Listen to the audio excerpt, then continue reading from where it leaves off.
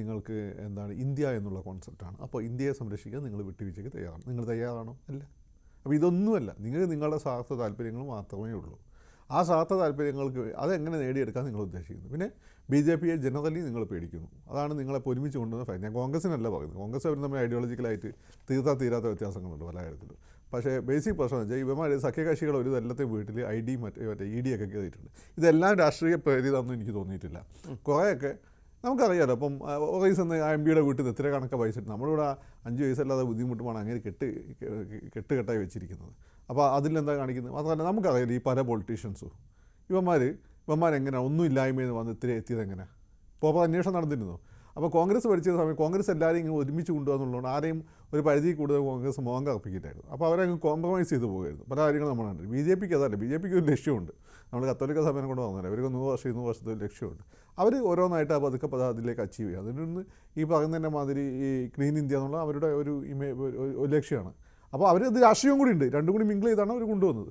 അപ്പോൾ ഇതൊക്കെ വരുമ്പോൾ നിങ്ങൾ പേടിക്കുന്നു. പേടിക്കുന്നത് എങ്ങനെയാണ് നിങ്ങൾ BJPനെ അടിച്ചിട്ടുണ്ട്? അല്ല, നിങ്ങൾക്ക് എന്തെങ്കിലും കമ്മിറ്റ്മെൻറ്റ് BJPക്ക് എതിരുള്ളതുകൊണ്ടാണോ? അപ്പോൾ എന്നിട്ട് പോലും തയ്യാറാവുന്നില്ല എന്നുള്ളതാണ്. നമ്മൾ വിട്ടുകൊടുക്കാൻ പറ്റുന്നില്ല. അപ്പോൾ അതുകൊണ്ട് ഈ നിലവിലുള്ള സാഹചര്യത്തിൽ കോൺഗ്രസ് ചെയ്യാൻ പറ്റുമ്പോൾ മാക്സിമം കോൺഗ്രസ് ചെയ്തിട്ടുണ്ട്. കോൺഗ്രസ് ഇപ്പോൾ ഇതിൽ കൂടുതൽ എന്തോന്ന് ചെയ്യാനാണ്? അപ്പോൾ അത് ജനങ്ങൾക്ക് ഇനി ജനങ്ങൾക്കത് മനസ്സിലാവണം.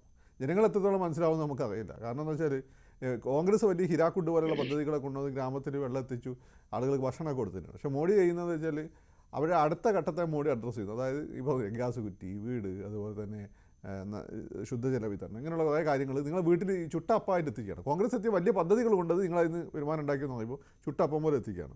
കോൺഗ്രസ് നിങ്ങൾ പറഞ്ഞല്ലോ ഈ 20 സീറ്റ് 2014 മുമ്പുള്ള ഇലക്ഷൻ നേടി. അതെന്തുകൊണ്ടാണ്?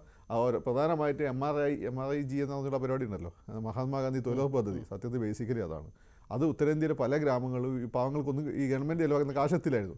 അത് വലിയൊരു രീതിയിൽ എത്തിക്കാൻ ആ പദ്ധതി കൊണ്ട് കഴിയുണ്ടായി. സത്യത്തിൽ അതിൻ്റെയൊക്കെ ഒരു ഫീൽ ഗുഡ് ഫാക്ടറിൻ്റെ ഗുണഭോക്താവായിരുന്നു ആ കാലഘട്ടത്തെ കോൺഗ്രസിൻ്റെ വിജയം. ഞാൻ പറയുന്നത് അത്തരം പോളിസീസായിട്ട് ഈ കണ്ടതിനൊക്കെ ഈ മോഡീനെ ഇങ്ങനെ എതിർക്കും. മോഡി അവിടെ നിന്ന് വളരെ ചെയ്യുന്നത്. നിങ്ങളെത്ര ഇന്ത്യയിൽ നമുക്ക് വിശ്വാസം, നിങ്ങൾ ഒരേ കൂടുതൽ ദുഷിച്ച് പറയുമ്പോൾ അയാൾ വളരുമെന്നൊരു വിശ്വാസം നമ്മുടെ നാട്ടിലുണ്ട്. അതുപോലെയാണ് മോഡിയുടെ കാര്യം, പിണറായിയുടെ കാര്യം. നിങ്ങൾ ദുഷിച്ച് പറയുന്നതിനനുസരിച്ച് ഇവർ വളർന്നുകൊണ്ടിരിക്കും. അപ്പോൾ ക്രിയാത്മകമായിട്ട് അവരെ നേരിട്ട് കൊണ്ട് നിങ്ങളെ ഇന്നലെ നിങ്ങൾ നല്ലൊരു ഇന്നലെ ഉണ്ട്. കാരണം ഒരുപക്ഷെ ആഫ്രിക്ക പോലെ തകർന്ന് തരിപ്പണമായി പോകുമായിരുന്ന ഒരു രാജ്യത്തെ പല ദേശീയത തമിഴന്മാരും ആസാമീസൊക്കെ കാട്ടിക്കൂട്ടി നമുക്കറിയാലോ.